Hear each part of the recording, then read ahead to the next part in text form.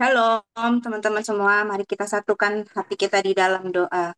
Bapa kami yang ada di surga, di dalam nama Yesus, terima kasih Tuhan. Pada malam hari ini kami boleh ibadah bersama-sama.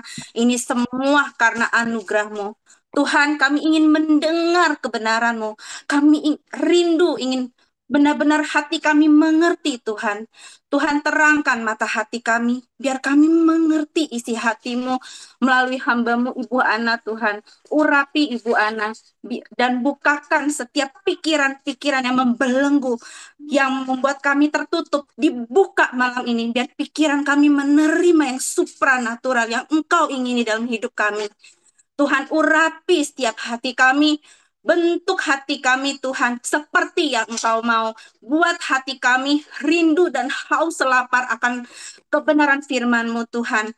Terima kasih Tuhan, kami serahkan ibadah ini dari awal hingga akhir ke dalam tangan kuasa-Mu Tuhan.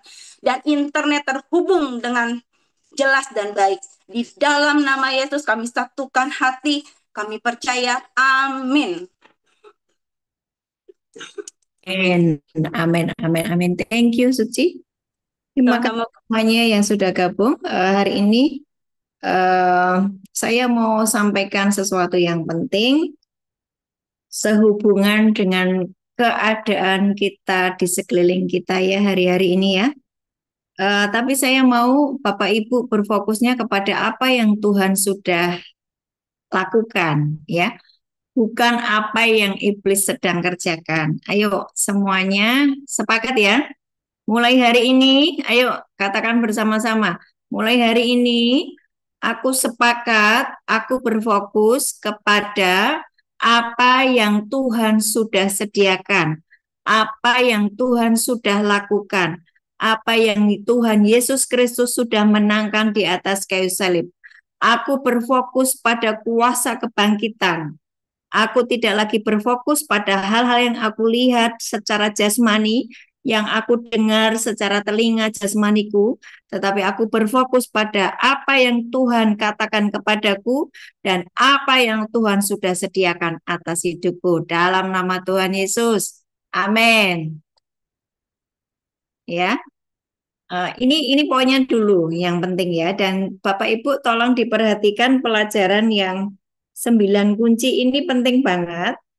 Kalau Bapak Ibu eh, bisa ngeprint ya di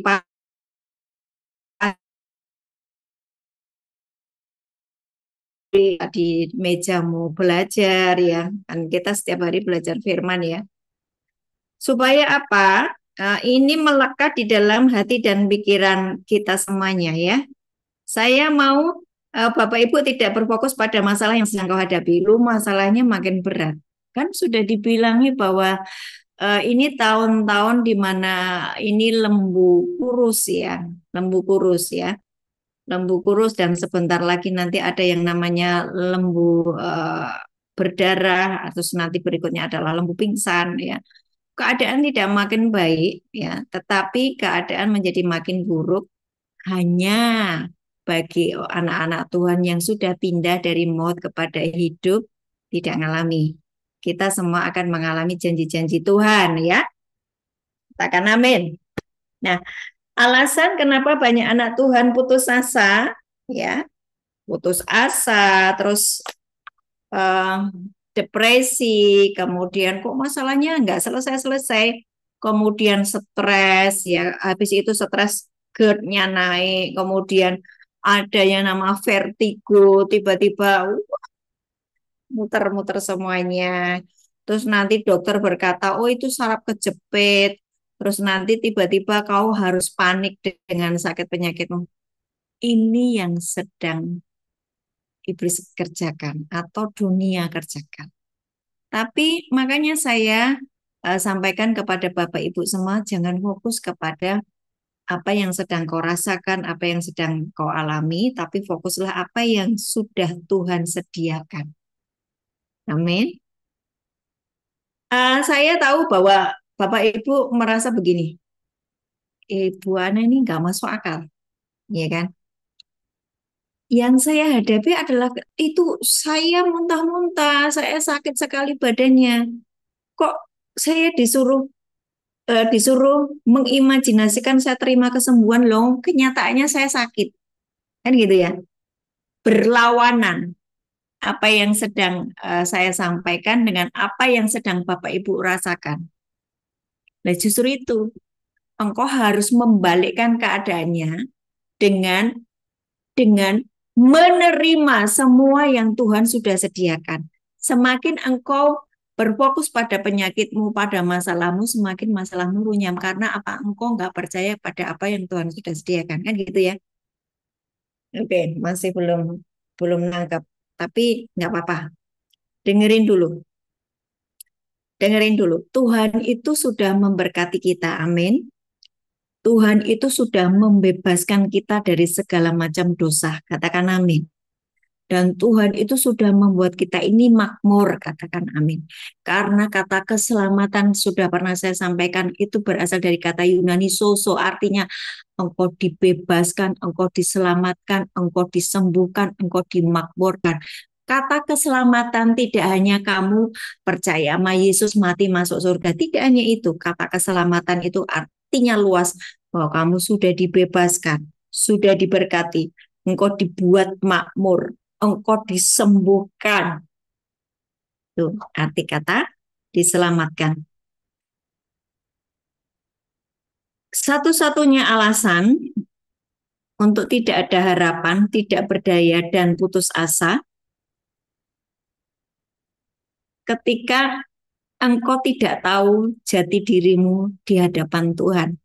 Engkau menjadi orang-orang yang putus harapan, cepat depresi.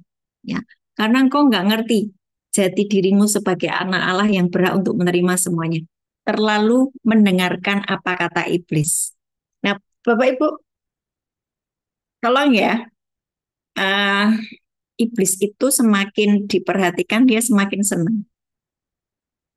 Ya, iblis itu semakin diperhatikan. Jangan-jangan ini saya diguna-gunain orang. Jangan-jangan ini uh, iblis sedang menyentuh hidup saya karena saya lagi ada konflik. Jangan-jangan ya, pola-pola pikir seperti itu mari dirubah ya, dirubah. Dulu saya juga punya pikiran seperti itu. Tapi dengan berjalannya waktu, ya ingat Yeskiel 47 itu semata kaki.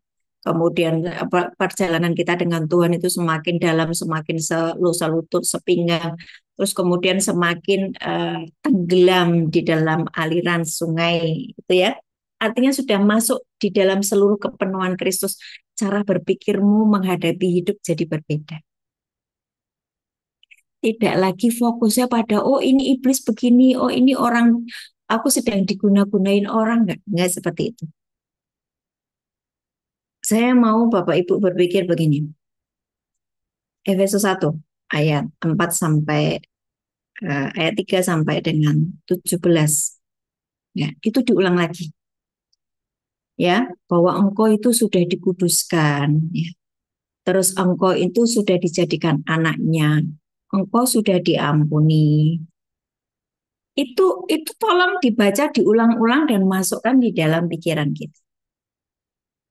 Jangan jangan ngomong gini, oh ini gara-gara aku bikin dosa. Bapak Ibu, ketika engkau percaya kepada Yesus Kristus, perhatikan ini ya. Tiga ini ya.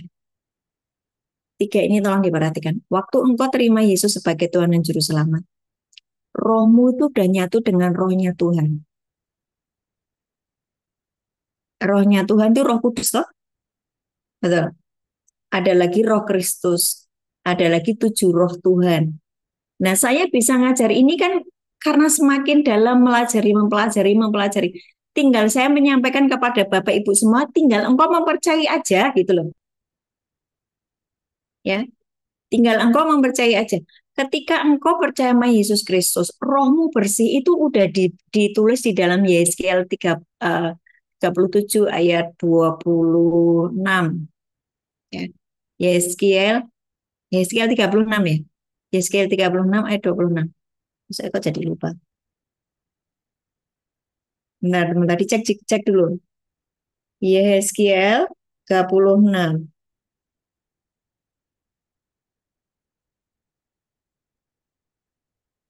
Ya, 36 ayat 26. Kamu akan kuberikan, nah, ayat 25 dulu dibaca. Aku akan mencurahkan kepadamu air jernih yang akan mentahirkan kamu. Jadi waktu Bapak Ibu terima Yesus sebagai Tuhan dan Juru Selamat kan Bapak Ibu dibaptis toh, betul ya? Dibaptis. Nah, Tuhan berkata, aku akan mencurahkan kepadamu air jernih yang akan mentahirkan kamu dari segala kenajisanmu dan dari semua berhala-berhalamu, aku akan mentahirkan kamu. Ayat ini tolong di dimasukkan dan dikunci. Oh, aku sudah ditahirkan, ya, dari segala berhala-berhalaku. Terus ayat 26, kamu akan kuberikan hati yang baru. Walaupun saya ulang-ulang, Bapak Ibu tetap tidak mempercayai itu. Engkau tetap berfokus kepada, karena ini, karena ini, gitu loh. Kamu akan kuberikan hati yang baru dan roh yang baru di dalam batinmu, dan aku akan menjauhkan dari tubuhmu hati yang keras dan kuberikan kepadamu hati yang taat. Jadi Tuhan memberikan kepada kita, waktu kita terima Yesus sebagai Tuhan dan Juru Selamat, hati yang baru dan roh yang baru. Roh yang baru, roh apa? Roh Kudus. Roh yang baru, roh apa lagi? Makin berjalannya waktu, engkau mulai ngerti firman, ada roh Kristus di dalam dirimu. Roma 8 ayat 9. Kamu tidak lagi hidup di dalam daging, tapi kamu hidup di dalam roh. Apakah roh Kristus ada benar-benar di dalam dirimu? Kalau roh Kristus ada di dalam dirimu, uh, kamu melakukan seperti yang Kristus lakukan. Tapi kalau kamu tidak memiliki roh Kristus, kamu bukan milik Kristus. Lah kan kita milik Kristus toh. Siapa yang di sini nggak percaya ada dirimu milik Kristus? Kan nggak ada, semua percaya toh. Berarti di dalam diri Bapak Ibu ada roh Kristus nggak? Hah? Ada roh Kristus nggak? Loh, kalau ada roh Kristus, kenapa engkau percaya bahwa dikit-dikit sakit, dikit-dikit hmm, apa saya kena tenung ya? Apakah saya kena diguna-gunain orang ya? Hmm, pagi-pagi itu saya melihat kucing saya mati. Jangan-jangan, oh ini karena suro ya, satu suro. Wah ini, wah lah itu. Makanya tiba-tiba saya tabrakan, saya yang kamu percayai itu yang terjadi. Betul kan? Yang kamu pikirkan itu yang terjadi. Ada salah satu teman, ya nggak usah sebut nama. Jadi dia merasa ada feeling-feeling yang not good gitu loh ya. Nah, tiba-tiba ada kucing mati di depan atau mungkin lagi kelindes mobil gitu kan ya. Terus pikirannya itu kebawa kemana-mana. Terus siangnya jatuh tabrakan. Nah ini uh, terus dia berpikir bahwa oh ini karena orang-orang sedang mengerjain saya, orang yang sedang bermusuhan dengan saya ngerjain saya. Coba tolong pikiran-pikiran seperti itu sekarang di-delete. Karena engkau sudah mengalami kuasa kebangkitan Kristus. 9 hal coba dicek lagi. Apakah engkau mengalami kuasa kebangkitan Kristus? Apakah realita Tuhan terus ada di dalam dirimu menjadi nomor satu di dalam hidupmu? Nah, kalau realita Tuhan terus ada, engkau menyadari bahwa Tuhan itu Immanuel, dia menyertai aku, Mazmur 91 terjadi atas hidupku, mau ada kucing mati, mau ikan koi mati, ya, mau apapun binatang peliharaan tiba-tiba mati, it's okay, mati ya mati aja. Tapi pikiranmu tertuju kepada janji-janji Tuhan. Apa? Mazmur 91, aku biji matanya Tuhan, Dia Allah Immanuel. Dalam kedaulatan Tuhan di tengah-tengah aku penuh banyak masalah, tangan Tuhan tidak pernah melepaskan aku dari tangannya. Ya kan gitu kan? Jadi yang keluar itu firman. Bukan, oh jangan-jangan karena ini satu suruh. Wah mulai iblis-iblis berkeliaran. Loh, Bapak Ibu, iblis itu semakin kau bicarakan, semakin senang. Lah Mbak udah nggak usah dibicarakan. Bicarakan firman. Ayo, ayo dirubah loh pola-pola yang lama itu loh. Ini kan simpel loh. Tapi kan kejadian sehari-hari toh, betul kan? Ya, kamu akan kuberikan hati yang baru, roh yang baru di dalam hatimu, dan aku akan menjauhkan dari tubuhmu hati yang keras dan kuberikan kepadamu hati yang taat. Rohku akan kuberikan diam di dalam batinmu, ayat 27. Rohku akan aku berikan diam di dalam batinmu dan aku akan membuat kamu hidup menurut segala ketetapanku dan tetap berpegang pada peraturan-peraturanku dan melakukannya. Jika Bapak Ibu mempercayai ayat ini, maka Bapak Ibu mengalami rohmu menyatu dengan rohnya Tuhan. Roh Kudus, Roh Kristus, Roh Hikmat, Roh Pengertian, 7 api Roh Tuhan itu ada di dalam dirimu. Yesaya 11 ayat 2, ya kan? Roh Kudus, Roh Hikmat, Roh Pengertian, Roh Nasihat, Roh Keperkasaan, Roh Pengenalan akan hati Tuhan, Roh Takut akan Tuhan. Ada juga Roh Hikmat, Roh Pengertian, ada juga yang namanya Roh Kristus.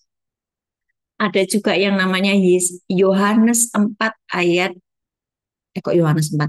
Yohanes 14 ayat 23. Coba dimunculkan. Yohanes 4 ayat 23. Coba salah satu membaca.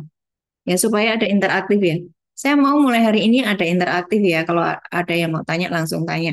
Saya lagi ngomong, Bapak Ibu, kat, Bu, nanya. Nah, gitu lebih bagus ya. Jangan jangan saya terus ngomong tapi nggak ada pertanyaan. Yuk, Yohanes 14 ayat 23. Ini tolong dipahami dulu. Saya akan mau kasih lihat 3 ini, posisimu, rohmu bagaimana, jiwamu bagaimana, tubuhmu bagaimana. Ayo, Yohanes 14 ayat 23. Yohanes 14 ayat 23. Jawab Yesus, jika seorang mengasihi aku, ia akan menuruti firman-Ku, dan Bapa-Ku akan mengasihi dia, dan kami akan datang kepadanya, dan diam bersama-sama dengan dia. Nah, itu kan jelas ya. Kalau kamu mengasihi aku, kamu akan menuruti firman-Ku. Dan kami akan diam. Berarti kan nyatu dengan rohmu toh. Dipelotot itu ayatnya dulu. Dipelototi. Yohanes 14 ayat 23. Betul nggak? Terus Bapak Ibu kan bertanya gini, iya Bu, tapi kan ini dengan catatan kalau engkau mengasihi aku, engkau akan mentaati firmanku. Masalahnya saya ini nggak taat Bu. Kan enggak begitu toh. Masalahnya saya ini belum jadi orang benar. Saya ini belum jadi orang kudus.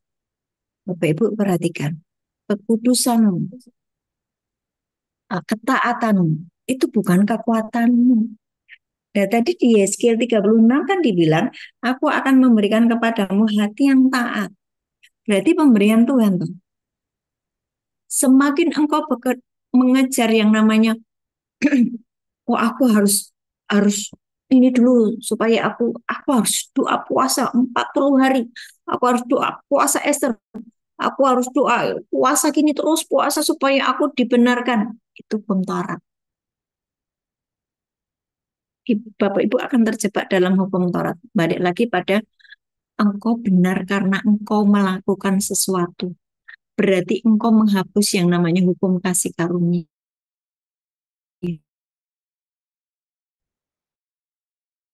Benar, Bu.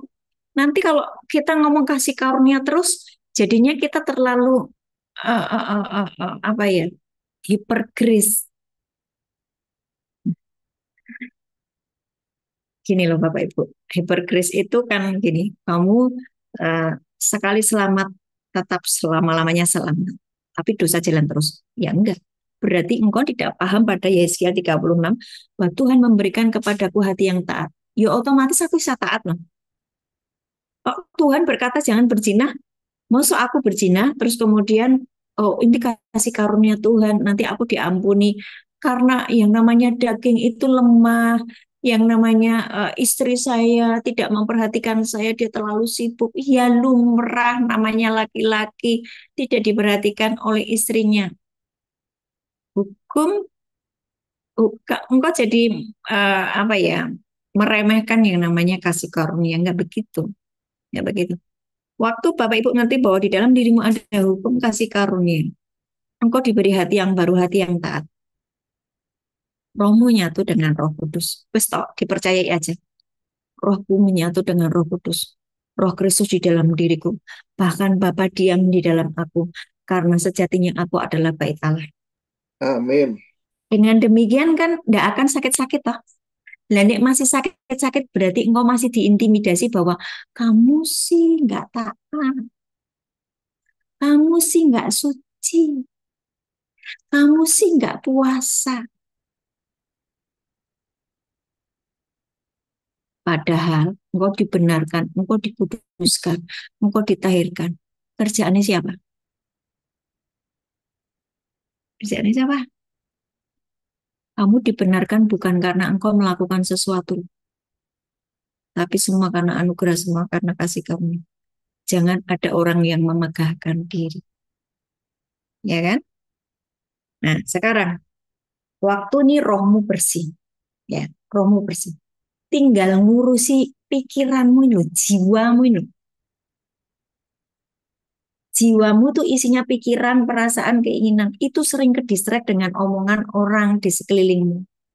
Engkau terlalu berfokus kepada apa yang engkau lihat di alam jasmani. Ya, suamimu yang selingkuh lah, istrimu yang ngomel-ngomel dengan perkataan pedas, ya kan? Bosmu yang menganiaya engkau seperti dia seorang Firaun, ya. Ini ini jiwa kita ini sering kedistract dengan apa yang kita rasakan. Maka ini jadi nyatu dengan tubuhnya. Ini sendirian rohnya. Rohnya tadi kan udah dipenuhi dengan roh Tuhan toh. Tapi karena jiwanya sering dianiaya, masih luka batin, terus kemudian mengingat terus masa lalu, terus kemudian mendengarkan intimidasi iblis bahwa Tuhan, Bu Ana nggak sayang lagi sama kamu, kamu nggak pernah disapa sekarang. Wah, rasain loh, gitu kan? Ini jiwa ini bahaya, nggak diselaraskan dengan firman. Nah, ini mengakibatkan dia menjadi satu dengan tubuhnya. Akhirnya tubuhnya sakit. Lah ini 2 lawan 1. Betul nggak? 2 lawan 1. Yang kuat itu jiwa sama tubuhnya, makanya tubuhnya sering sakit. Migrain, dikit-dikit muntah-muntah, dikit-dikit muntah ber, mencret, ya. Kenapa? Jiwamu itu tadi loh. Nah, saya mau Bapak Ibu melatih jiwamu yang isinya pikiran, perasaan, keinginan diselaraskan dengan firman. Nah, ini jadi nyatu. Jiwa sama rohnya nyatu. 2 lawan 1 nih, tubuhnya jadi sehat. Bu, kenapa Ibu ngurusi sakit penyakit terus? Aku sehat kok. Oke, kamu sehat. Tapi kalau jiwamu nggak kau urusi, tubuhmu memang sehat, tapi cara berpikirmu aneh. Nggak bisa percaya sama firman. Murtad loh lama-lama. Tubuhnya sehat, tapi jiwamu nggak diurusi.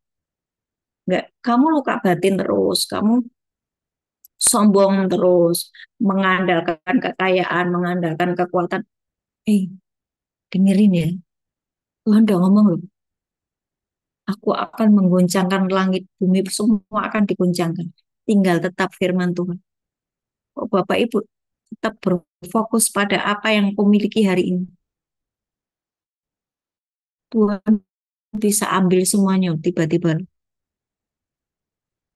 Hati-hati.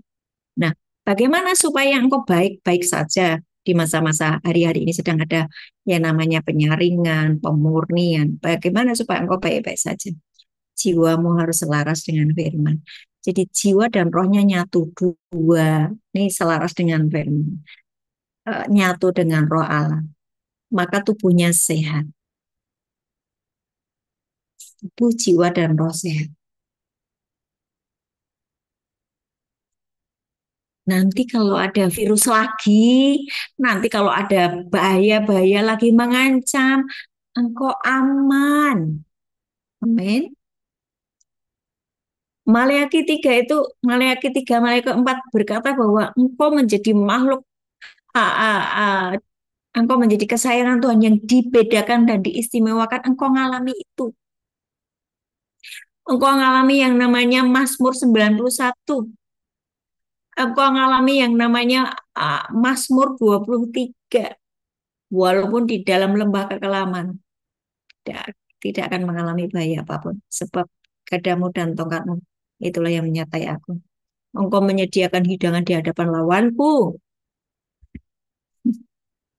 Engkau menyediakan hidangan di hadapan lawanku. Lawanmu banyak sekali, tapi kamu disuruh makan. Sini, sini, sini, makan, makan, makan.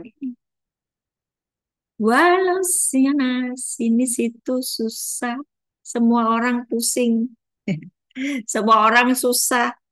Tapi aku kan tetap tertawa. Loh, itu terjadi loh. Tuhan menyediakan hidangan di hadapan lawanku. Lawanmu lagi ngoceh-ngoceh, mengkhianatimu, memfitnahmu, menaburkan yang namanya benih-benih kebencian kepadamu. Kamu lagi diajak makan sama Tuhan. Sini, sini, sini. Mari kita bersenang-senang. Itu kehidupan yang ditawarkan Tuhan. Efesus 1 ayat 3 sampai dengan 17. Efesus 1, sudah disediakan.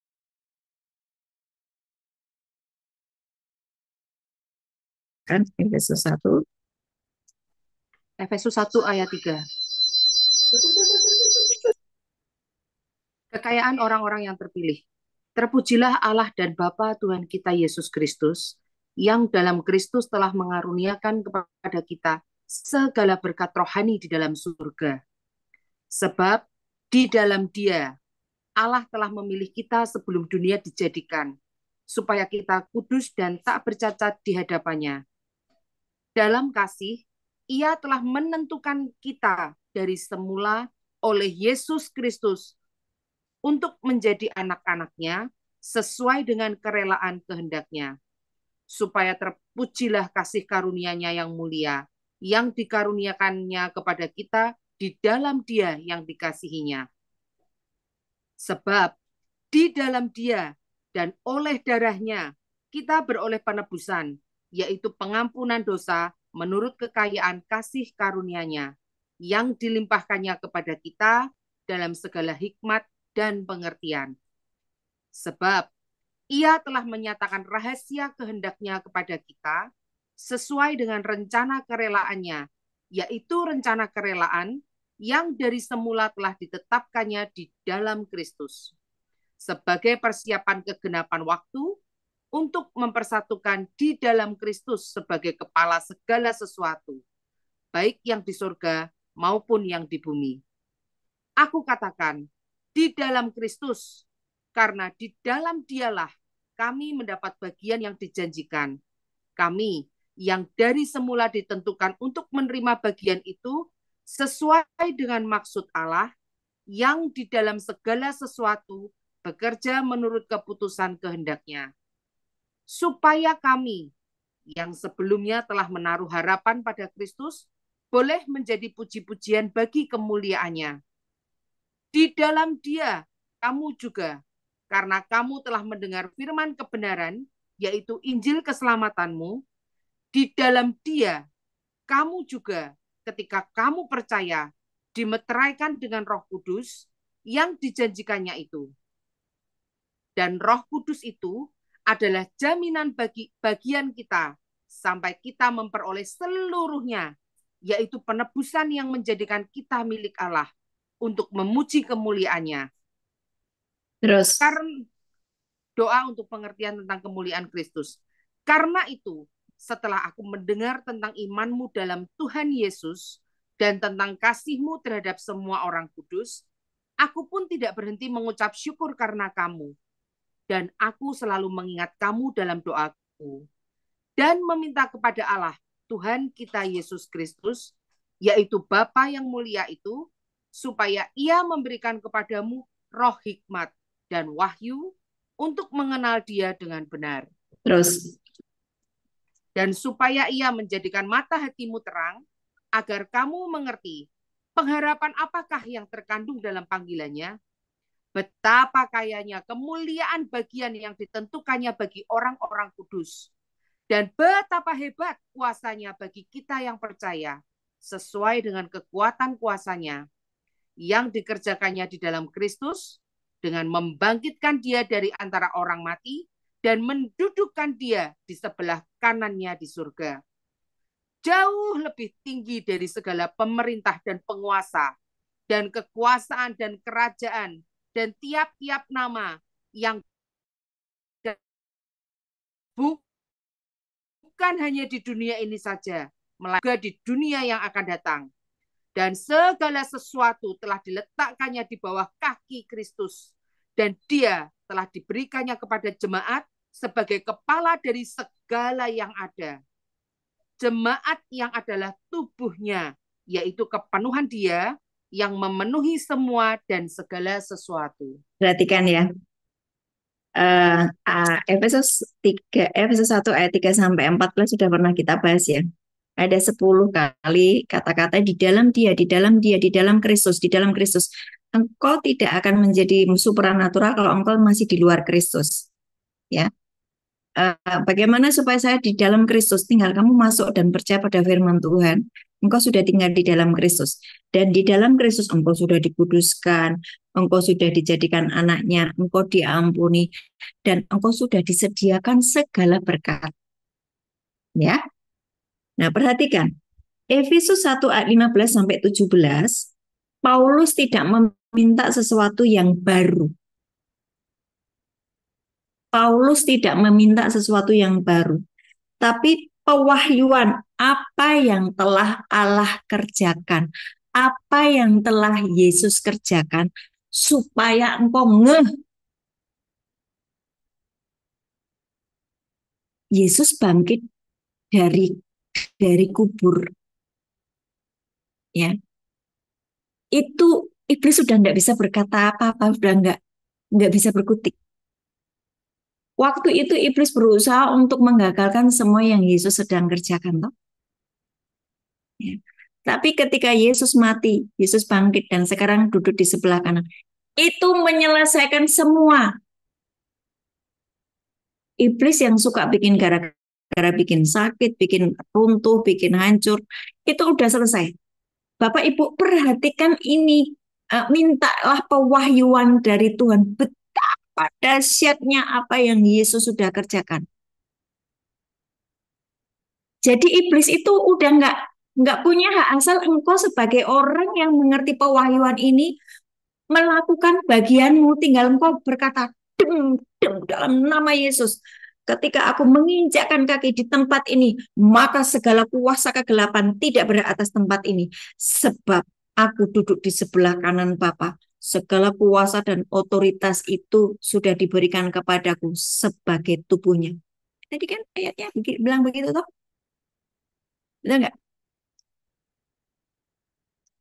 Coba dibaca dari ayat 18.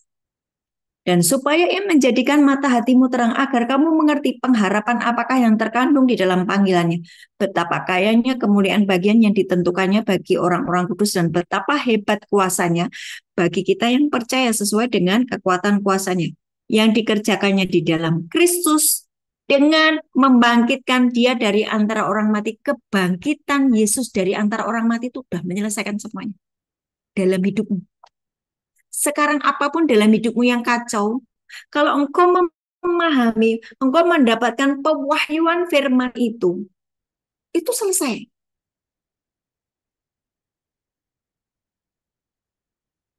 Nah, ini perhatikan ya, yang dikerjakan di dalam Kristus dengan membangkitkan Dia dari antara orang mati, dengan mendudukkan Dia di sebelah kanannya di surga.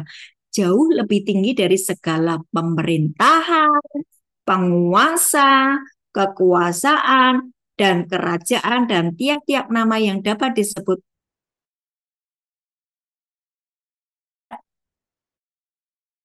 melainkan juga di dunia yang akan datang. Dan sesuatu telah diletakkannya di bawah kaki Kristus, dan dia telah diberikannya kepada siapa? Jemaat itu siapa? Saya dan Bapak Ibu semua. Segala sesuatu telah diletakkannya di bawah kaki Kristus. Kaki itu kan tubuh. Katanya kita ini tubuh Kristus. Nah, tubuh itu nggak bisa dipecah-pecah, nyatu. Unity kita ini loh di dalam KKS, engkau saling menopang, saling mendoakan, saling mempercayai, unity dalam satu tubuh. Itu sangat penting. Kita blended dengan tubuh Kristus. Jangan ada yang saling fitnah di antara gereja, di antara persekutuan doa. Jangan ada yang saling menyakiti. Kita blended ya jadi satu. Ya, tubuh Kristus. Dan segala sesuatu telah diletakkannya di bawah kaki Kristus dan dia telah diberikannya kepada jemaat sebagai kepala dari segala yang ada. Jemaat yang adalah tubuhnya, yaitu kepenuhan dia yang memenuhi semua di dalam segala sesuatu. Ada kata-kata kepenuhannya. Masih ingat Yesaya 47 ketika engkau kedalamanmu dengan Tuhan itu semakin dalam seperti sungai. Engkau sudah tidak lagi punya yang namanya keakuan.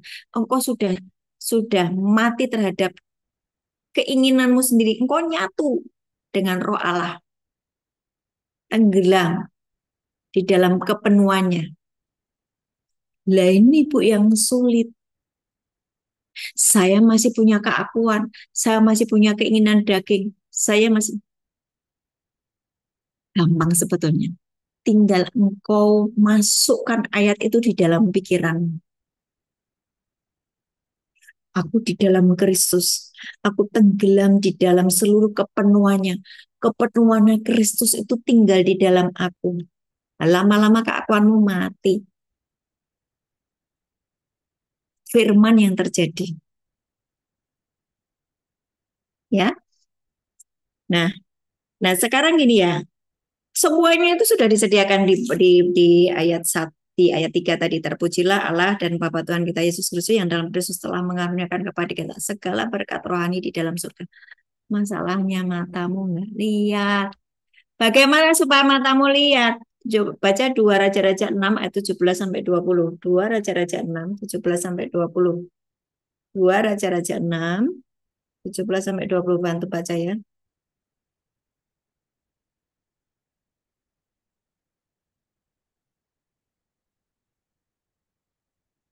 2 Raja-Raja 6 ayat 17 20. 2 Raja-Raja 6, 17 sampai 20. Lalu berdoalah Elisa, "Ya Tuhan, bukalah kiranya matanya supaya ia melihat." Maka Tuhan membuka mata bujang itu sehingga ia melihat. Tampaklah gunung itu penuh dengan kuda dan kereta berapi di sekeliling Elisa. Ketika orang-orang Aram itu turun mendatangi dia, berdoalah Elisa kepada Tuhan, "Butakanlah kiranya mata orang-orang ini." Maka dibutakannya lah mata mereka sesuai dengan doa Elisa. Kemudian berkatalah Elisa kepada mereka, "Bukan ini jalannya dan bukan ini kotanya. Ikutlah aku, maka aku akan mengantarkan kamu kepada orang yang kamu cari." Lalu diantarkannya mereka ke Samaria. Nah, nanti baca sendiri ya kisah itu. Di situ dibilang bahwa Elisa melihat bahwa yang menyertai mereka lebih banyak daripada tentara Aram yang sedang datang menyerbu. Ya, tapi bujangnya nggak ngelihat, tapi Elisa ngelihat. Elisa ngelihat. Apakah benar-benar Elisa itu melihat secara penglihatan sebetulnya? Karena dia punya pengalaman beberapa waktu yang lalu dia melihat Elia itu naik dengan kereta kuda, kereta berapi, betul nggak? Pikiranmu, imajinasimu harus didasarkan apa kata firman, apa kata Tuhan, ya kan? Pengharapanmu harus ditujukan kepada apa yang Tuhan sudah sediakan. Elisa lihat pada waktu Elia mau diangkat, dia ngelihat kereta berkuda itu yang mengangkat Elia naik. Itu terpatri di sini. Terpatri di sini. Oh, ternyata ada dimensi alam roh yang lebih real dari alam nyata. Gitu ya. Berarti di situ di waktu peristiwa Elia naik, Elisa itu kan ada di dua alam ngelihatnya toh. Elia juga di dua alam, alam jasmani dia lagi jalan sama Elisa. Sebentar lagi Tuhan akan menjemput aku gitu kan. Tapi mereka masih bisa saling ngobrol di alam fisik ya. Tiba-tiba bam, kereta dari Tuhan datang menjemput. Elisa lihat keretanya. Elia pindah dari dimensi alam jasmani, pindah ke alam roh, ngilang bersama dengan kereta tadi. Bapak Ibu, dimensi alam roh itu lebih real daripada dimensi alam jasmani. Dan itu nyata. Dimensi alam roh, engkau harus ngerti masuk dalam dimensinya Tuhan. Jangan dimensinya setan. Bagaimana engkau tinggal di dalam dimensi alam rohnya Tuhan adalah engkau harus menjagai hidupmu dan mempercayai segala firman Tuhan. Yohanes 6 ayat 63. Ulang-ulang lagi. Coba dibaca Yohanes 6 ayat 63. Yohanes 6 ayat 63. Perkataan-perkataan yang berkatakan adalah roh dan hidup. Yesus berkata begitu tuh. Coba dibaca. Rohlah yang memberi hidup, daging sama sekali tidak berguna. Perkataan-perkataan yang kukatakan kepadamu adalah roh dan hidup. Yesus berkata, semua perkataanku, semua firmanku, itu dimensinya alam roh. Dan hidup.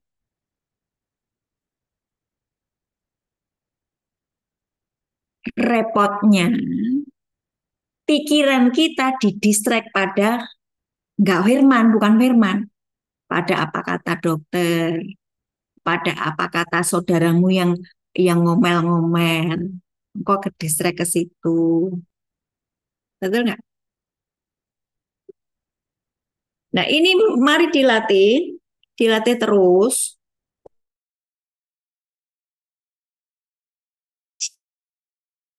Keisasaan keinginan kehendak itu selaraskan dengan firman yang adalah dimensi roh.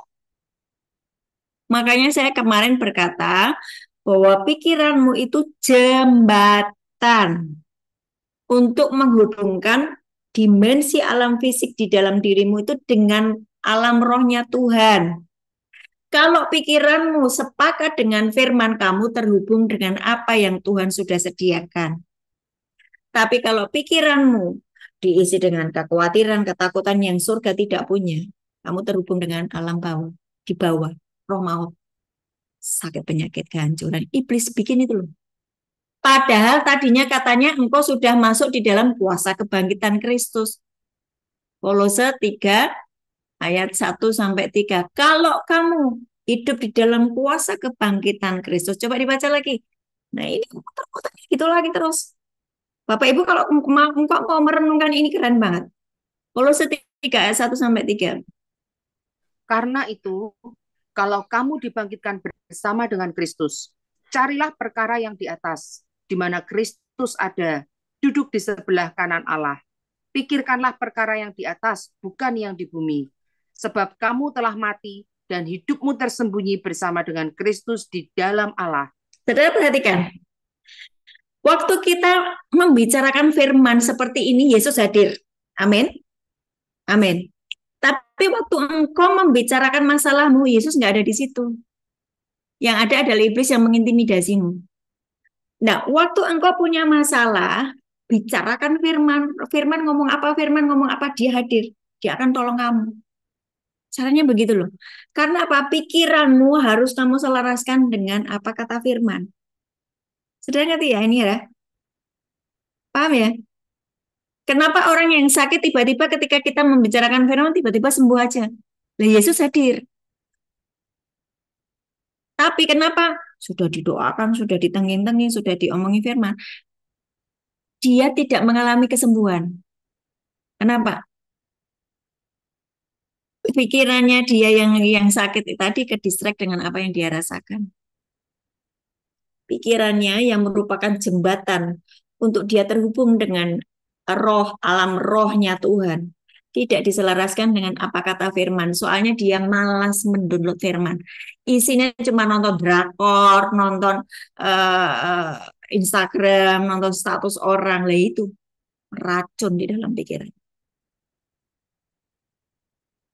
Dengar firman resisten. Nah, mari Bapak Ibu, kenapa saya terus mengulang-ulang ini karena ke depan itu lembu kurus ya, kemudian lembu berdarah, lembu pingsan, semuanya menurun kondisinya. Tapi tidak bagi orang yang percaya firman. Engkau menjadi supranatural. Apa sih supranatural? Hidup seperti zaman Israel keluar dari tanah Mesir. Ada begitu banyak pemeliharaan Tuhan, langsung Tuhan yang pelihara. Tadi dibilang ya di Efesus 1 ayat 15-17, Paulus tidak meminta sesuatu yang baru, tapi pewahyuan apa yang telah Allah perbuat untuk kita.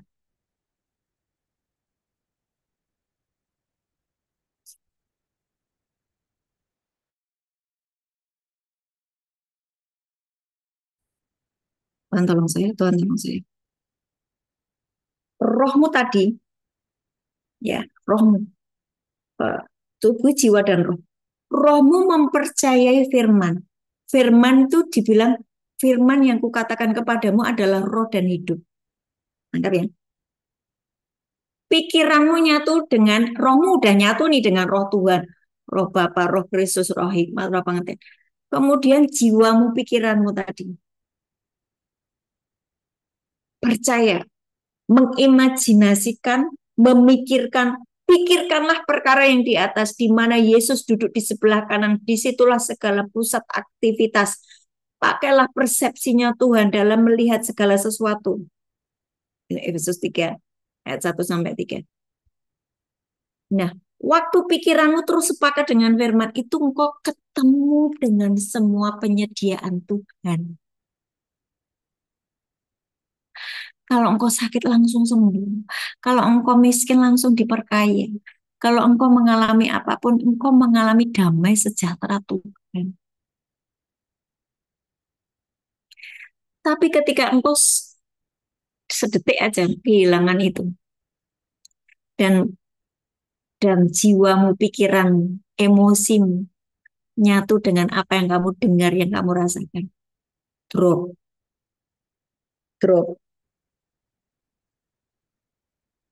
Depresi. Akibat depresi apa? GERD-nya naik. Akibat GERD-nya naik apa? Migrain. Akibat migrain apa? Dokter bilang saraf kecepit lah. Kamu harus di MRI. Kamu harus di ini, di unu. Duitmu habis. Bu, nggak masalah itu, aku punya asuransi. Ketika engkau terus terjerumus pada asuransi, pikiranmu akan terus rapopo. Anak asuransi, rapopo asuransi. Tuhanmu asuransi. Bukan Yesus Kristus yang sudah menyediakan kesembuhan. Betul nggak? Betul, Bu.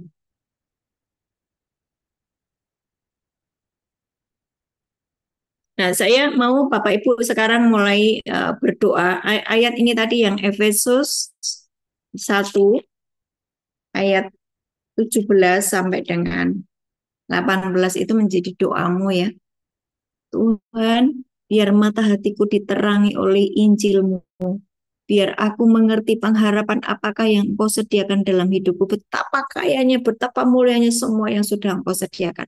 Buka mata hatiku Tuhan, buka selubung-selubung di dalam pikiranku Tuhan yang membuat aku tidak mengerti semua yang Tuhan sudah sediakan. Jadikan ayat ini menjadi doamu. Hikmat dan pengertian yang Paulus doakan telah diberikan kepada tiap orang percaya. Hanya saja tidak semua orang Kristen menerimanya. Karena apa? Nggak percaya tadi ya. Eh, saya kasih ilustrasi ya. Saya harap ini bisa memperjelas ya. Oke ya. Oke, perhatikan. Bapak Ibu beli televisi yang baru, model apapun, yang paling canggih hari ini. Ya kan? Televisi itu waktu belum mbok colok ke, belum mbok pasang, ya tidak menerima gambar dan suara. Ya. Tapi waktu engkau mulai setel, mulai colokkan, mulai pasang semuanya antena, dia menerima gambar, menerima suara. Karena walaupun kamu nggak lihat, di sekelilingmu ada sinyal. Ngerti ya? Ada frekuensi.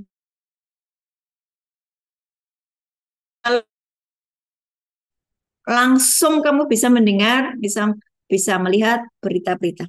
Demikianlah dimensi alam roh.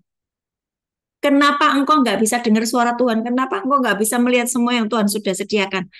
Alat pemancarmu rusak. Alat penerima gelombangmu rusak. Telingamu tuli, matamu buta. Kenapa? Lah kamu terlalu fokus pada apa yang kau lihat di dalam alam jasmani. Sementara Tuhan menyediakannya di alam roh. Ini nek paham ini ya. Bapak Ibu ngambil kelimpahan gampang, ngambil kesembuhan gampang. Setelah engkau mulai mempraktekkan buat dirimu sendiri, engkau menjadi pembawa supranatural. Engkau menjadi orang pembawa mujizat. Amin. Nah, inilah yang disebut engkau sedang dimunculkan Tuhan. Seluruh alam semesta, seluruh makhluk sedang menanti-nantikan saatnya anak-anak Tuhan dimunculkan. Lah ini anak-anak Tuhan pada nggak mudeng, sibuk dengan apa yang dia lihat. Alat pemancar ayat, alat penerima gelombangnya rusak semua. Paham sampai sini? Paham ya? Praktek ya? Jangan terlalu natural. Kalian dilahirkan sebagai anak Allah yang supranatural. Beberapa hari ini saya lagi ikut apa namanya retreat dengan dengan CKI ya, Jemaat Kristen Indonesia yang Pak Adi Sutanto yang ketuanya. Saya itu begitu suka dengan beliau ya. Saya tuh aku tuh melihat Pak Adi Sutanto tuh keren banget gitu. Orangnya itu kalau ngomong kelemek ya, santai gitu ya. Tapi imannya raksasa. Jadi kalau ngomong itu sederhana, santai. Saudara, hari ini yang datang sekitar ya ada sekitar 1.000 lah ya. Tapi tadi pagi 800 sekian gitu kan. Terus ya namanya banyak orang, ya pasti nanti ada sesuatu yang tidak berkenan. Nggak usah dibicarakan, ampuni. Nggak usah dibicarakan, ampuni ya. Gitu. Simpel gitu loh. Hidupnya tuh simpel. Ya. Terus dia cerita, ada pendeta-pendeta yang imannya tuh masih, kami butuh sepeda motor. Lawang saya, Tuhan itu menyediakan mobil, kenapa imanmu masih motor? Terus dia bilang begini, ada satu kesaksian di mana dia diberkati, Tuhan itu menyuruh untuk membeli sebuah tanah di Amerika sana untuk dibikin gereja. Duitnya dari mana? Ya dari imannya dia itu. Imannya dia sekian M ya. Berapa sih? Berapa ya kemarin dia bilang uh, berapa M gitu loh. Gede banget. Dari yang dia ndak ada, tetapi karena dia punya apa yang Tuhan berikan itu besar sekali. Tapi seringkali kita tuh punya iman itu cuma sangat kecil.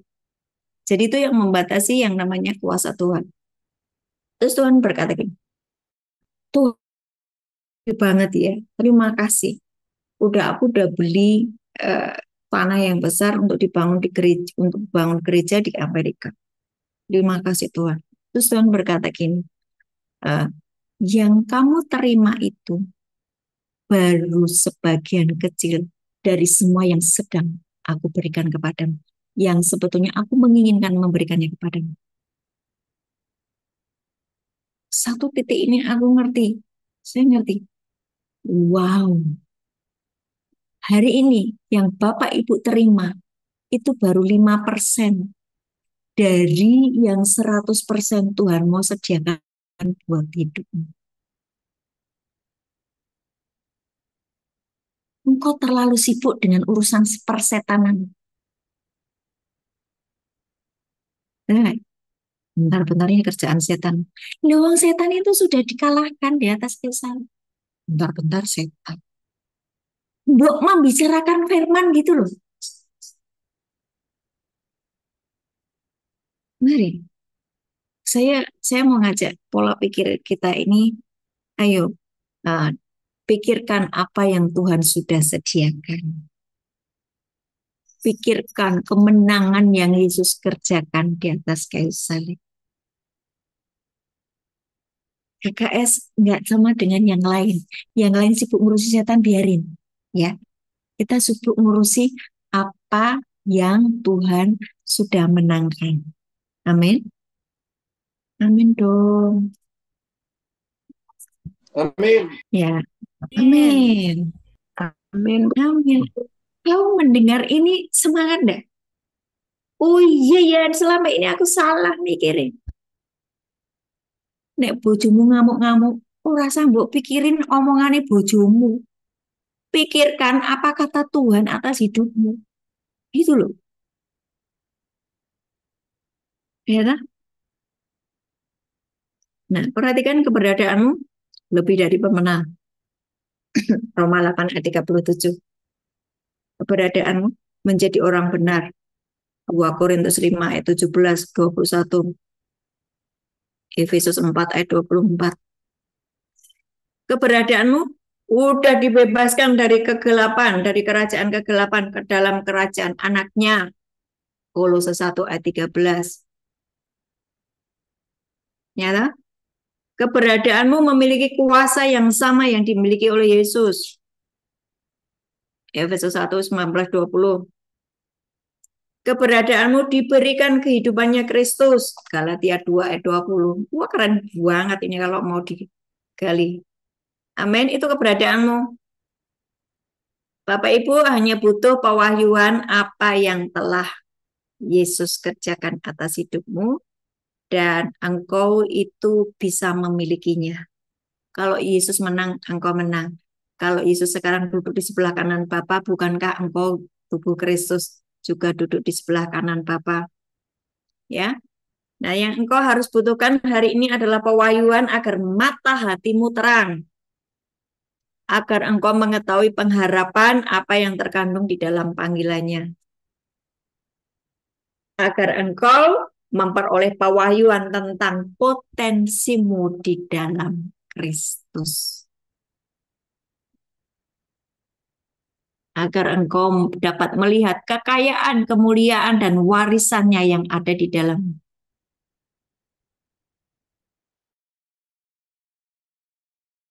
Oke, berkutik.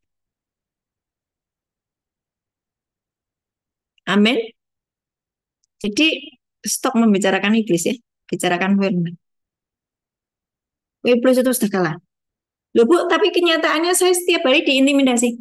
Bila kamu mau percaya apa kata iblis, apa kata Tuhan tentang keberadaan. Oke, Tuhan Yesus memberkati. Ada yang mau tanya atau mau sharing atau mau nambahkan? Wow, ini keren banget, Bu. Yes, amin. Saya baru menyadari. Atau ada yang mau kayak gitu, ayo kita ngobrol. Ya Bu, keren banget nih Bu tadi yang disampaikan. Yang mau saya tanyakan itu Bu, tadi yang Elisa sama Elia itu loh Bu, saat berjalan itu di raja-raja ya Bu ya. Iya, Ya. dicari aja. Jadi Elia Elia itu kan mentornya Elisa, ya. Di situ banyak nabi-nabi, tapi yang nempel sama Elia itu cuman Elisa. Nah, waktu Elisa ini nempel, dia bisa melihat semua yang Elia alami, dan 2/3 rohnya Elia ini masuk ke dalam Elisa. Elisa bisa melakukan seperti yang Elia lakukan.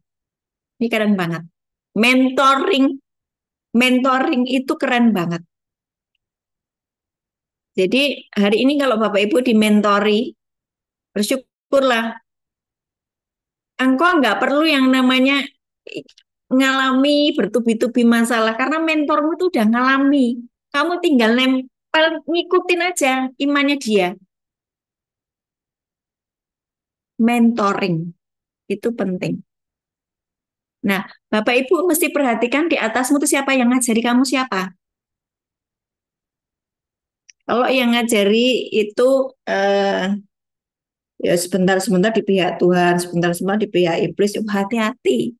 Kamu nanti pelintang. Kadang-kadang sadar, kadang-kadang nggak sadar. Nah, itu repot. Ya, oke. Ada lagi? Itu di kita pelajari aja Bu, nanti dibuka tentang kisah Elia dan Elisa ya. Perhatikan.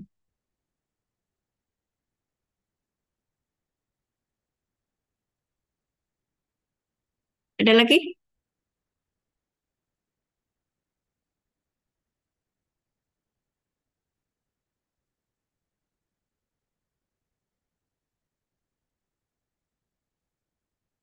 Yang Mbak, saya tadi, iya silakan silakan. Siapa? aku mau tanya yang keberadaan kita ayat-ayatnya tadi, Mbak. Hmm. Kalau Lebih dari pemenang. Roma 8:37. yes, Menjadi orang benar. 2 Korintus 5, 2 Korintus 17, 21. Oke, Efesus 4 ayat 24. Efesus 4:24. Bukan Efesus 1:19, Mbak. Hah? Efesus 4:24. Iya, Efesus 4 ayat 24, coba dicek. Oh, aku sama. Sama Galatia 2. Efesus 4 ayat 24, dan mengenakan manusia baru yang telah diciptakan menurut kehendak Allah di dalam kebenaran dan kekudusan sesungguhnya. Keberadaanmu, kamu tuh sudah dibebaskan dari kerajaan kegelapan ke dalam kerajaan anaknya. Kolose 1 ayat 13. Kolose 1:13 sudah. Terus memiliki kuasa yang sama seperti Kristus. Efesus 1 ayat 19 sampai 20. Oke. Terus engkau diberi kehidupannya Yesus. Galatia 2 ayat 20. 20. Oke, thank you. Nah, sekarang Yesus itu tinggal di dalammu. Berarti semua yang dimiliki Yesus adalah milikmu. Yesus itu memenangkan semuanya. Berarti kemenangan itu juga adalah milikmu. Tapi kan ini pikiranmu tumbuh samakan dengan firman gitu loh. Kalau pikiranmu tuh terdisrek dengan masalahmu, ya udah runyam. Jadi jiwa itu kan isinya pikiran. Pikiranmu nggak percaya, tubuhmu ngikutin. Jadinya nggak bisa tubuhmu nggak bisa melihat dimensi alam roh yang Tuhan sudah sediakan gitu loh. Paham ya? Rohmu sih percaya, rohmu percaya. Tapi makanya dibilang daging lemah itu. Rohmu percaya, tapi karena gara-gara jiwamu, pikiranmu tadi nggak percaya, tubuhmu ngikutin. Jadi kamu sangat natural. Nggak bisa melihat semua yang Tuhan sudah sediakan. Makanya doanya Bapak Ibu sekarang adalah Efesus 1 ayat 17-18 itu jadi doamu setiap hari. Tuhan, jadikan mata hatiku terang supaya aku bisa melihat semua yang Tuhan sudah sediakan.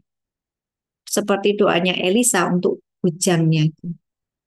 Tuhan buka matanya supaya dia bisa melihat bahwa yang menyertai kami lebih banyak daripada tentara Aram ini.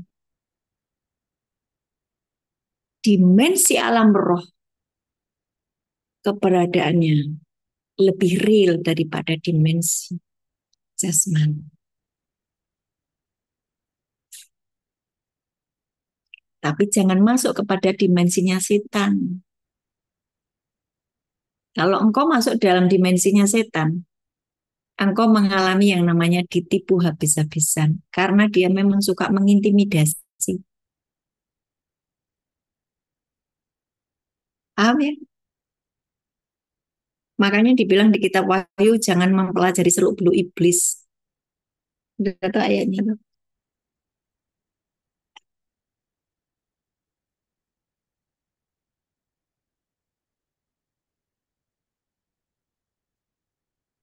Bu, bagaimana jika tiba-tiba iblis mengganggu dengan, oh, memang aku melihat tuh kok Bu, di rumah itu mak gelebet hitam-hitam. Iya ya, kamu kan percaya atau Markus 16 ayat 16 sampai 20. Yang percaya pada Yesus mengusir setan, ya tinggal tunggu setan. Pergi. Oh, berani-beraninya kamu masuk ke rumahmu, rumahku ya. Habis kamu nanti dengan api Tuhan. Ayo, nyah, ke alam nama. Tinggal gitu tuh. Nggak usah dibicarain. Wah, Bu, iya tadi aku melihat itu lukisanku bergerak-gerak sendiri, matanya bisa kelirik ke sana ke sini. Iblis semakin dibicarakan, semakin ngati-hati, semakin apa sih ngati-hati? GR gitu, semakin senang dia, semakin senang kita kan siapa ya? Smiggle, suatu tengah malam dia tidur, terus tiba-tiba rumahnya ada geludakan-geludakan. Lu berarti Smith Wigglesworth yang sejenis selevel dia loh, yang menghidupkan banyak orang mati, yang mengadakan mujizat setiap hari, ratusan kesaksian. Rumahnya aja dimasuki iblis loh. Lah kamu lagi begitu aja udah ke distract, ya kan? Rumahnya dimasuki iblis dan waktu dia buka, ini ada apa sih? Gelodekan itu dia buka kamar kan. Oh kamu Lucifer. Terus dia masuk lagi ke kamar, tutup pintunya terus tidur.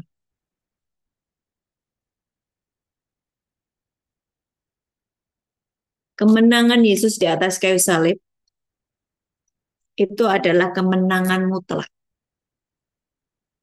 Waktu membangkitkan Yesus dari antara orang mati,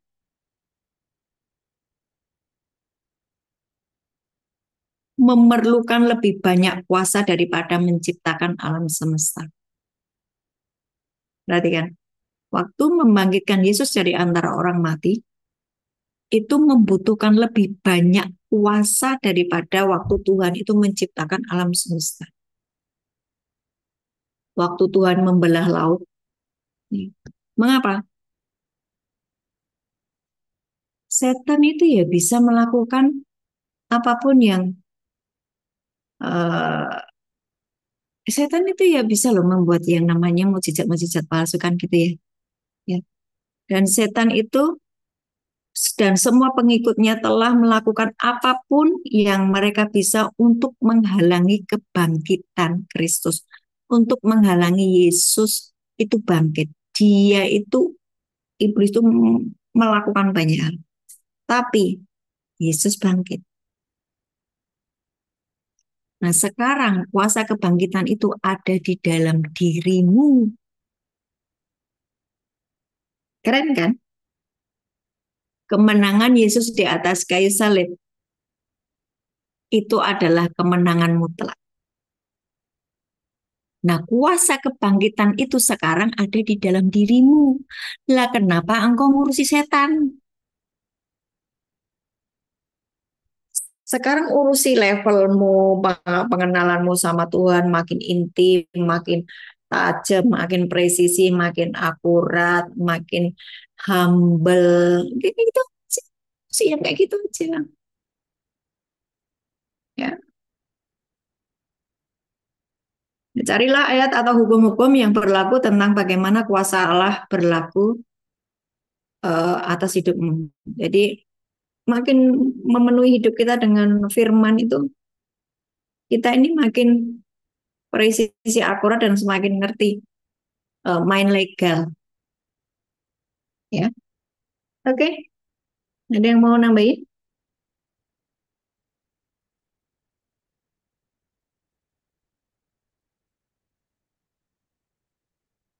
Kesaksian, Bu. Iya, silakan kalau mau kesaksian. Baik, terima kasih Bu Ana.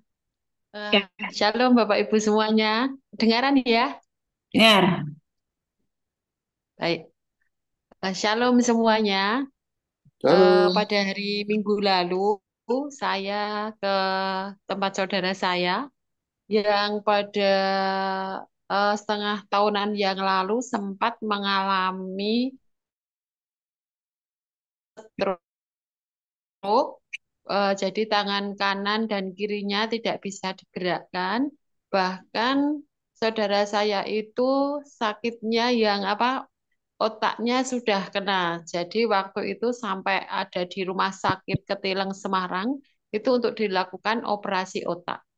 Selesainya operasi otak waktu itu karena setelah operasi semingguan itu belum bisa gerak sama sekali. Jadi tambah seperti Tumbuh. koma begitu yang dia tidak sadar koma begitu. Lalu saya carikan Romo untuk menerima sakramen minyak suci.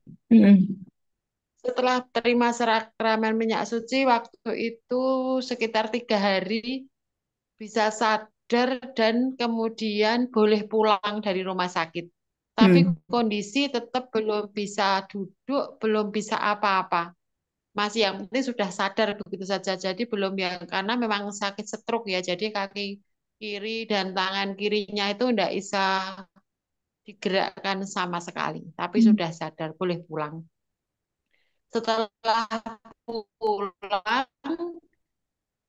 kemudian oleh anaknya dibawa ke mengalami harus perawatan terus ya untuk perawatan itu. Kemudian setelah perawatan itu memang selama sakit waktu di rumah sakit ketika dianya sadar waktu itu saya hanya minta tolong untuk terus ucapkan doa tubuhku adalah bait Allah tempat Roh Kudus bertahta.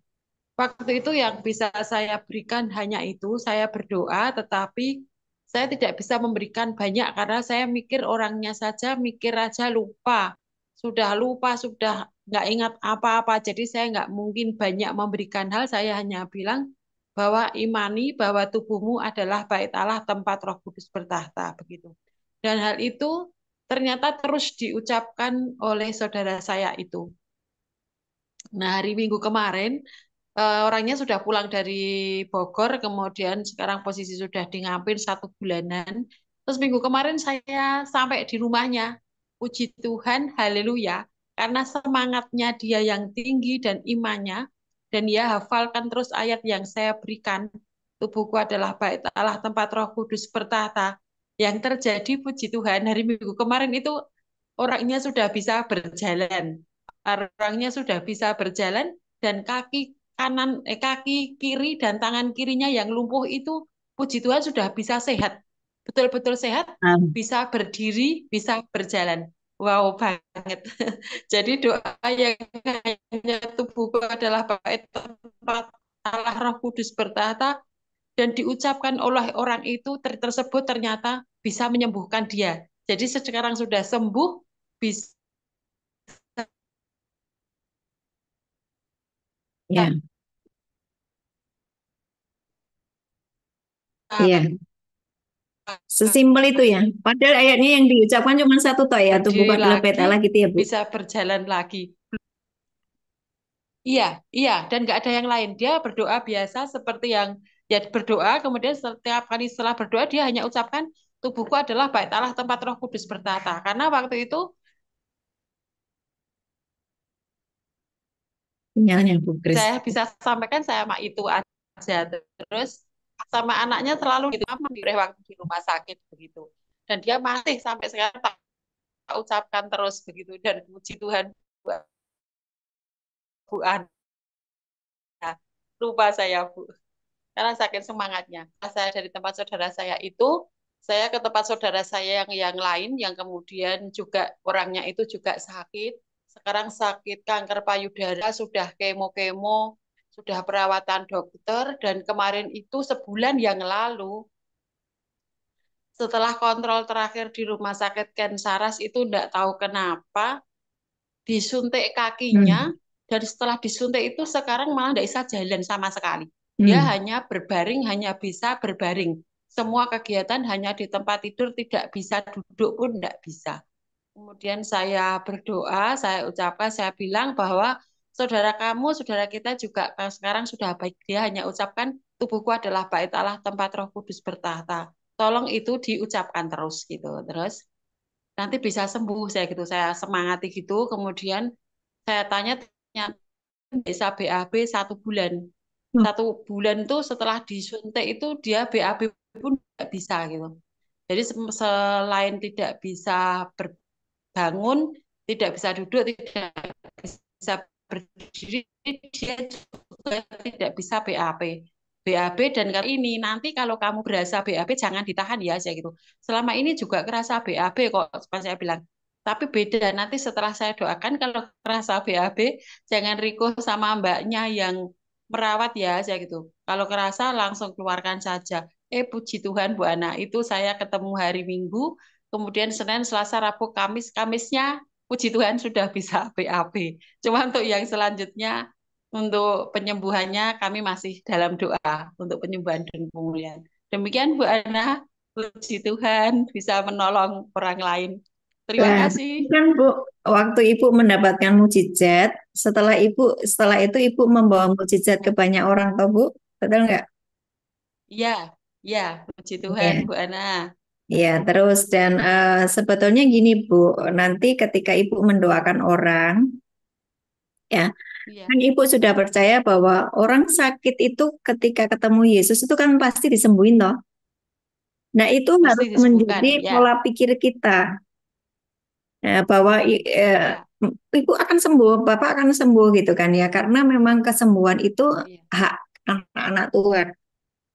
Tapi Hmm. ada orang-orang yang tidak bisa mempercayainya, sehingga dia tuh nggak bisa mempercayai firman Tuhan karena kedistrek dengan rasa sakitnya tadi loh. Iya, betul. Ya, Sehingga tidak ada satu ayat pun yang muncul di dalam dirinya yang menjadi rema, yang itu menjadi kekuatan menciptakan. Kan firman itu menciptakan dari yang tidak ada menjadi ada. Waktu dia mengucapkan firman, maka dia sedang menciptakan kesembuhan di dalam dirinya. Maka dibilang di Mazmur 107 ayat 20, disampaikannya firmannya, disembuhkannya mereka. Firman itu menciptakan dari yang tidak ada menjadi ada. Yohanes 1 ayat 3. Nah, ya. Amin. kenapa Bu ada orang-orang yang tidak bisa terima kesembuhan? Kenapa? Karena tidak percaya. Tidak percaya. Ininya nggak nyampe. Kedistrek dengan omongan dokter, kedistrek dengan keberadaan tubuhnya. Makanya ya penting untuk didampingi. Tapi kalau sudah didampingi, akhirnya mereka berpulang itu bukan salah pendoanya. Itu Ya, sudah ya sudahlah. Ya ora sampai gitu. Ya, ya, tadi ya. kayaknya Mario Terima ada kasih Bu Ana. resen ya. Mario ada resen tadi. Enggak, mau nambah sesuatu, saya tahu ada yang bergejolak di Romo. Ya, saya excited aja kok, Bu Ana. Senang dengarnya. Saya cuma senang aja dengarnya tadi. Kesaksiannya juga. Iya, saksiannya keren-keren dan eh, saya tadi cerita ya, dalam 1 jam sebelum saya Zoom, 3 orang mengalami hal yang sama. Iya. Masalahnya cuman intimidasi iblis. Begitu ya. Kalau pikiran kita ke distract sama apa kata iblis, mengalami supernatural. Ada lagi? Ada yang mau sampaikan sesuatu?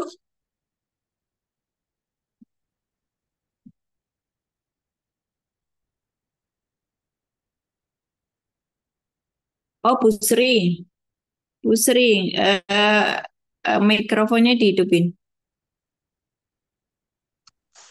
Bu, di waktu Jumat kemarin kan Ibu bilang apa yang kakinya, lututnya sakit, yang Mm-mm. tidak bisa naik ya, Mm-mm. ini bisa jalan.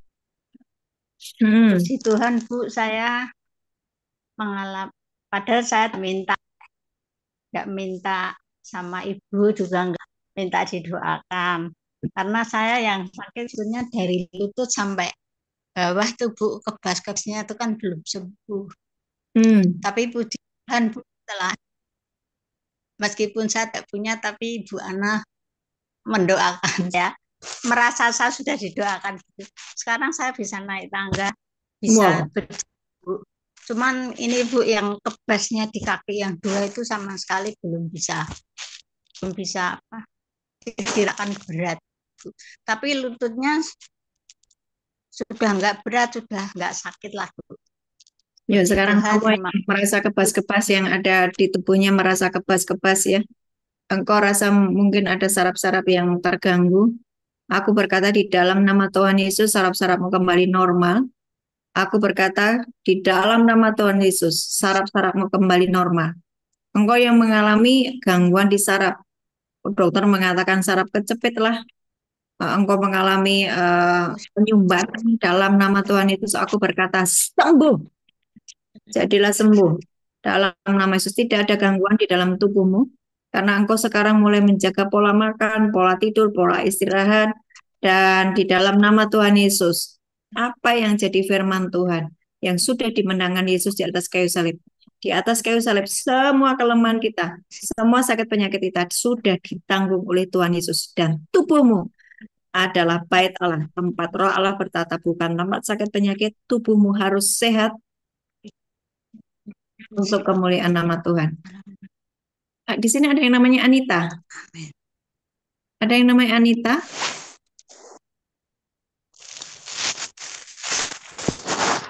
Siapapun yang namanya Anita, engkau yang hari ini nggak ada di sini, tetapi namamu Anita, tapi engkau hari ini nggak ngikut. Tapi namamu Anita, hari ini apapun yang jadi masalahmu, Tuhan ambil alih. Tuhan pegang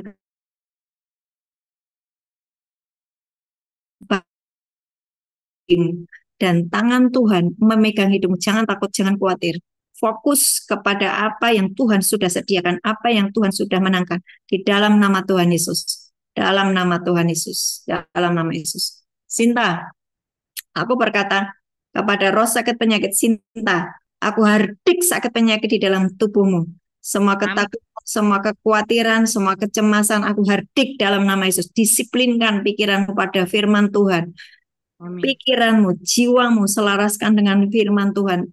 Perkataanmu selaraskan dengan firman Tuhan. Dan hari ini terima kesembuhan. Hari ini terima kesembuhan. Dalam nama Yesus terima kesembuhan. Dari ujung kepala sampai ujung kaki. Sembuh total. Dan diberkatilah apapun yang sedang kau usahakan, yang sedang kau buat, apapun itu dibuat berhasil. Jangan takut, jangan khawatir. Anak-anakmu dipelihara Tuhan. Dalam nama Yesus. Amin. kasih Bu. Ya. Ada lagi?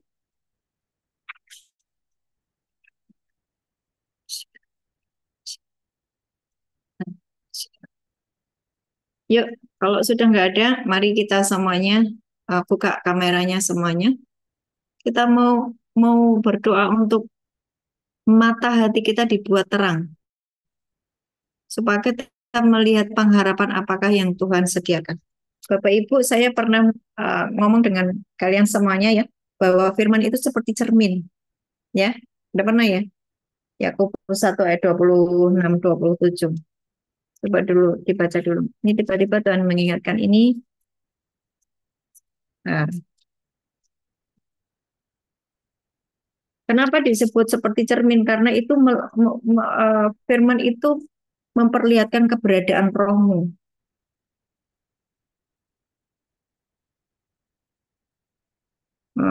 23. Yakobus 1 ayat 22 dan 23. Udah ketemu semuanya? Tetapi hendaklah kamu menjadi pelaku firman dan bukan hanya pendengar saja.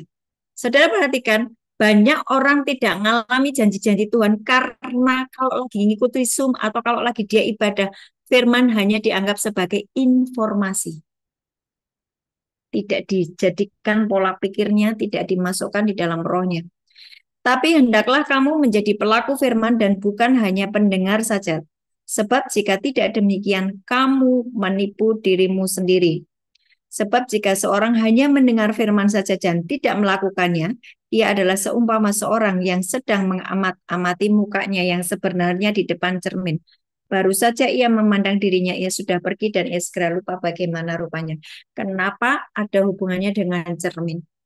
Waktu engkau membaca firman, Roh Kudus akan menyingkapkan bagian-bagian di dalam dirimu yang masih belum selaras. Engkau segera selaraskan dan engkau mempercayainya. Dan engkau segera selaraskan pikiranmu dengan firman. Itu kan seperti cermin. Lihat. Tapi kalau engkau baca firman, engkau tidak melakukannya. Iya, repot. Ya, untuk menjadi supranatural sulit. Yuk, saya akan berdoa untuk semua selubung-selubung yang ada di pikiranmu, yang menghalangi engkau masuk dimensi alam rohnya Tuhan. Hari ini, atas anak-anakmu di KKS Tuhan, cabut dalam nama Yesus, lepas semua selubung-selubung ini. Dalam nama Yesus. Dalam nama Yesus. Engkau yang mulai tidak percaya, saya blokir sama iblis. Aku berkata, aku hardik engkau dalam nama Yesus. Roh kesombongan, roh mengandalkan kekuatannya sendiri, aku hancurkan di dalam nama Yesus. Dalam nama Yesus. Semua selubung-selubung di pikiranmu hari ini terbukalah dalam nama Yesus. Terbukalah dalam nama Yesus. Roh hikmat, pewahyuan turun atasmu. Engkau diberi pewahyuan. Betapa dahsyatnya apa yang Tuhan sudah kerjakan atas hidupmu. Betapa dahsyatnya kuasa kebangkitan dan itu ada di dalam dirimu. Roh Kristus itu ada di dalam dirimu. Di dalam nama Yesus. Berikan kami Tuhan, roh pewahyuan. Buat kami mengerti semua yang Tuhan sudah sediakan. Buat mata kami melihat. Dan buat seluruh panca indera kami menjadi peka dan sensitif dengan apa yang Tuhan sudah sediakan. Dalam nama Yesus. Dalam nama Yesus. Dan kami tidak takut, tidak khawatir dengan kondisi ekonomi yang sedang terjadi. Karena kami hidup di dalam kuasa firman Tuhan. Kami hidup di dalam firman Tuhan. Kami hidup di dalam janji-janji Tuhan. Dan kami mengalami supranatural. Kami mengalami pemeliharaan Tuhan. Kami dibedakan dan diistimewakan di dalam nama Yesus. Dalam nama Yesus. Terus. Engkau yang sakit. Engkau yang sakit. Engkau terus diintimidasi dengan keberadaan, dengan sakitmu. Aku berkata, hari ini aku tutup mulutmu, iblis. Atas anak-anak Tuhan yang sedang sakit hari ini. Dan biarlah pikirannya, panca indera rohani yang mulai dengar Tuhan berbicara. Matanya mulai melihat semua yang Tuhan sudah sediakan di dalam nama Tuhan Yesus. Dalam nama Tuhan Yesus. Tuhan, berkati anak-anakmu apapun yang mereka sedang alami. Biar hari ini Tuhan sendiri mengajari mereka langsung. Dalam nama Yesus. Tuhan mengajari engkau langsung. Tuhan membuka mata rohanimu. Tuhan membuka telinga rohanimu. Tuhan membuka dimensi alam rohmu yang terhubung dengan rohnya Tuhan, yang terhubung dengan kerajaan surga di dalam nama Yesus. Tuhan berkata, yang kamu terima hari ini baru 5%. Masih banyak yang akan aku sediakan atas hidupmu. Tetapi pikiranmu halangi aku bekerja. Hari ini bertobat di dalam nama Tuhan Yesus. Tuhan, kami mau menerima semua yang Tuhan sudah sediakan atas kehidupan kami. Kami mau terima semua Tuhan. Dan biarlah Tuhan, banyak lagi orang yang akan percaya lewat kesaksian hidup kami. Dalam nama Yesus. Dalam nama Yesus. Engkau yang mulai mau buka bisnis apapun. Dalam nama Yesus, terobosan terjadi. Engkau dibedakan dan diistimewakan. Penyediaan Tuhan turun atasmu. Berhenti membatasi Tuhan dengan pikiranmu. Pikiranmu nggak nyampe. Pikiranmu nggak nyampe. Makanya Tuhan berkata, pikirkanlah perkara di atas, milikilah pikiran Kristus. Engkau sesungguhnya punya pikiran Kristus ketika engkau terima Yesus sebagai Tuhan dan Juru Selamatmu. Terus. Ayo terus ngomong. Ngomong firman, jangan diam. Ngomong firman, jangan diam. Tuhan terima kasih. Terima kasih. Engkau bukakan pewahyuan atasku. Betapa dahsyat hidupku. Betapa dahsyatnya semua yang Tuhan sudah kerjakan atas hidupku. Hari ini aku tidak khawatir lagi. Hari ini aku tidak minder lagi. Hari ini aku selesai dengan konflik dengan saudaraku, dengan ipar. Betapa dahsyatnya Tuhan berfirman atas hidupku. Yuk rubah semuanya. Yang kau masih terus konflik dengan saudaramu. Selesai ya. Selesai. Kalau engkau masih konflik, engkau nggak sulit untuk supranatural. Dan di dalam supranaturalmu itu kondisinya semakin naik, bukan naik turun.